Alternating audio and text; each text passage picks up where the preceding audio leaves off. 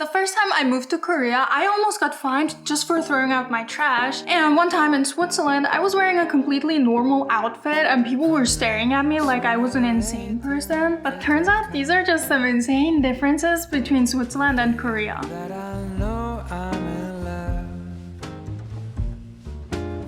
Oh, before I get into the first huge difference, some of you might think, oh, Mehtap, you are Turkish. Why are you telling us the differences between Switzerland and Korea and not Turkey and Korea? I've never lived in Turkey, so I feel like I'm not really knowledgeable enough about that. I was born and raised in Switzerland, so that's where my expertise is at. And right now I live in Korea, so I think I'm perfectly qualified for this comparison. So the first huge difference is how Swiss people treated me for being Turkish and how Korean people treated me for being Turkish. So in Switzerland, people could immediately tell that I was Turkish because I don't look like clean Swiss. I don't have the tiniest Swiss gene inside me as far as I know. And let's just say they weren't really fans. Swiss people would really treat me like I was some kind of lower person, or they would assume that I was uneducated, and their first impression would always be that I'm unlikable, and I was always considered ugly. I was always the ugly one at school. Someone actually during middle school publicly on Facebook rated me as ugly. Like, people made it clear that I was not liked. It was a whole mess. And in Korea, it's the complete opposite.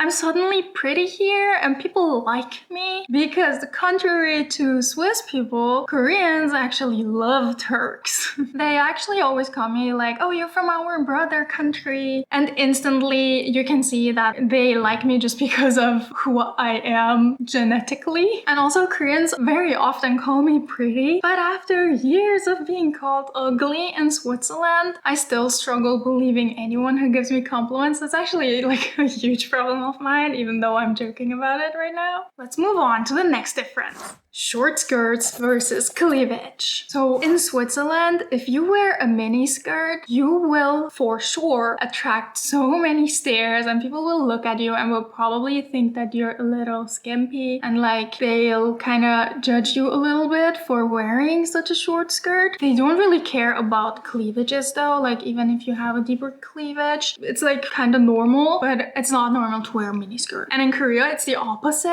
Like, people wear mini skirts sometimes even in the winter, although that's more like the young people who don't mind if they're cold. But like in Korea, it's so normal to wear the shortest skirts ever. Nobody bats an eye. Like, it's just super normal. However, people usually have their cleavages fully covered. Like back in Switzerland, I never wore short skirts, but ever since I've been to Korea, now I live in Korea, I wear mini skirts all the time. I used to even wear them in the winter here. I can't anymore though, my knees kind of hurt. I'm not in my early 20s anymore, okay? But anyway, in Switzerland, mini skirts get you a lot of stares. Moving on to the next difference. This difference is about the work culture. In Switzerland, work ends at 5 p.m. Once you go home, nobody's gonna bother you about work. It's like unthinkable that someone would message you outside of your working hours about work. But in Korea, you're often expected to take work home, or else you come off as undedicated or like as not caring about your workplace. At the company I used to work for in Korea, I used to constantly get contacted in my free time. Like sometimes even after midnight or on the weekend. It's like you were on call 24/7. And I wasn't like a doctor or anything. It was an office job. So what is so urgent that it can't wait for the next day during business hours? Come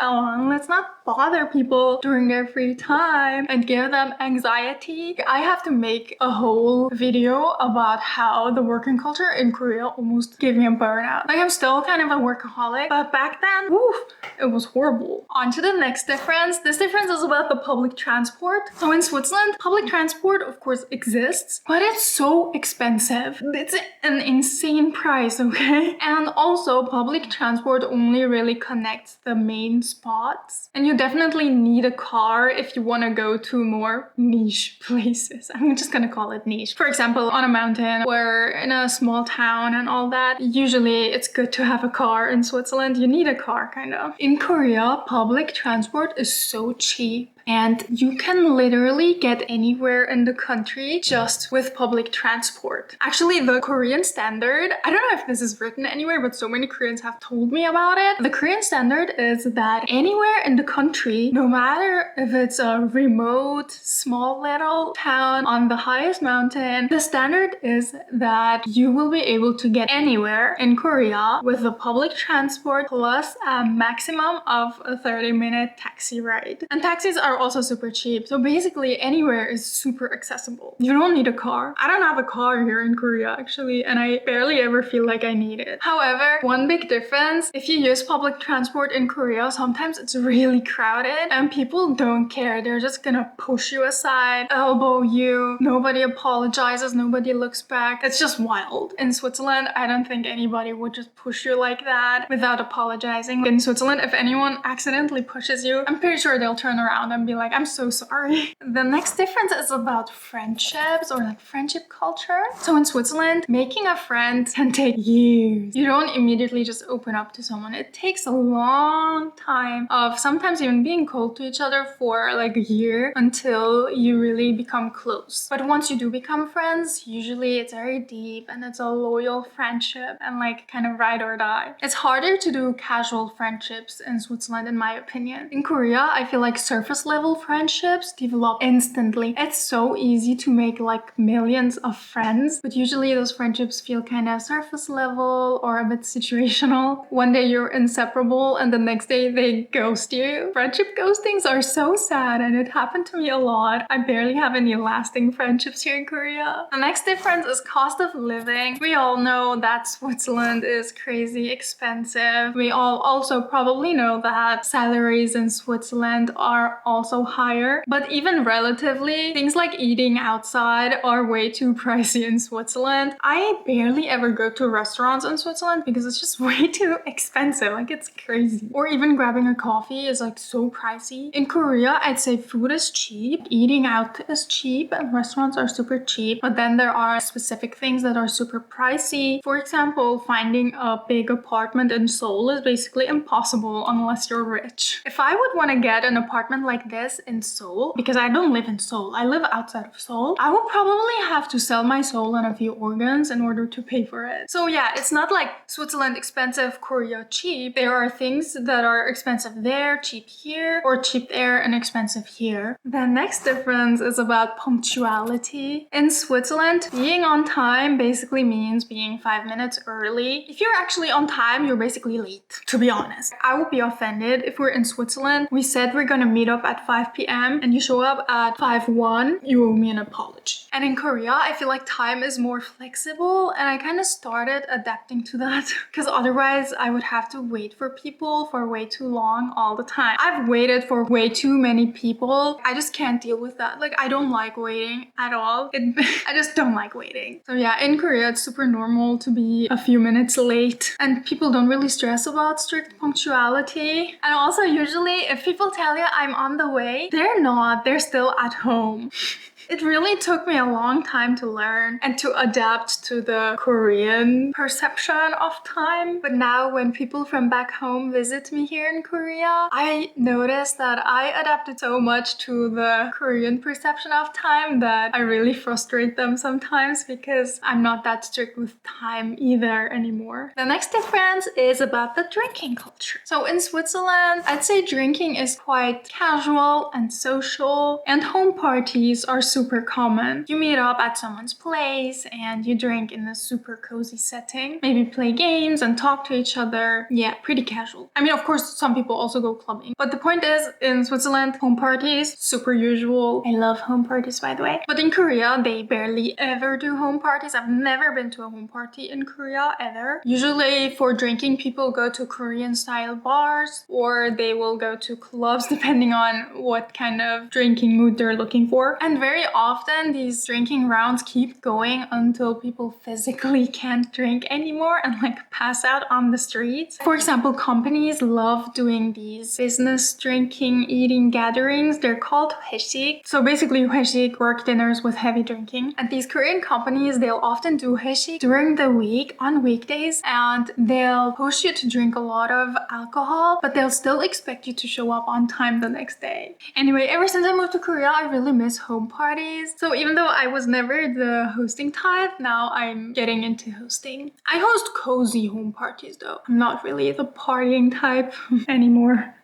Difference number 9 is about trash and recycling. In Switzerland, of course, recycling also exists, but it's pretty simple. Usually you just throw it away and you're done. In Korea, you separate every single thing. Plastic bags are separate, plastic bottles are separate, and then like these thick plastics are separate. So there are 3 separate separations for plastic on its own. And then of course you also separate things like paper, glass, cans, of course. And also there are special trash bags that you have to buy, and every district has its own trash bags, and every district also has its own food waste regulations, and there are also fines for getting it wrong. If you accidentally throw a PET bottle in the other plastic bin, you're gonna get fined. Remember how I said I almost got fined for throwing out my trash wrong? Yeah, I wasn't joking. The first time I had to deal with the trash system in Korea, I felt like a lost child. I was just standing there. I was like, what the hell is all of this? Like, I couldn't even properly read it. Now I'm fluent in Korean, but like back then, it was awful. Like, these 2 women approached me for being wrong with the way I tossed my trash away, and they were asking for my ID and wanted to fine me. But luckily, they ended up not fining me, probably thanks to my lovely charisma. Or maybe they just felt bad for me because they realized that I genuinely had no idea. We'll never know. Now on to the last difference. This difference is about houses, specifically about balconies and windows. So in Switzerland, balconies are standard in most apartments. I think there's barely any apartment that does not have a balcony. And also windows open normally. Like, you can fully open them or like tilt open them. And also since you can fully open them like this, like a door, you can also clean both sides of the window. In Korea, most apartments don't have any balconies. I think if the building has over 4 floors, it's even illegal to have balconies. And literally all windows are sliding windows. So this means that you literally cannot clean the outside of your window. You can only clean the inside of your window, but not the outside. That's like why all these windows look so filthy, because people cannot clean it. I think sometimes building managers hire these window cleaning people, but you cannot clean your windows by yourself unless you're climbing, which is really dangerous, and someone will probably call the police if you do so. But you know what? The cool thing is I have 2 balconies in my new apartment. I did upload an apartment tour. If you haven't seen it already, check it out. That's already it, guys. After living in both places, these are the biggest 10 differences that I could think of and that I experienced. If you've ever been to Switzerland or to Korea, what shocked you the most? Please write it down in the comments. I want to know what you guys struggled with, or are there any other things that you're curious about Switzerland or about Korea? If you enjoyed watching this video, please like, subscribe, and I'll see you next week. Bye bye!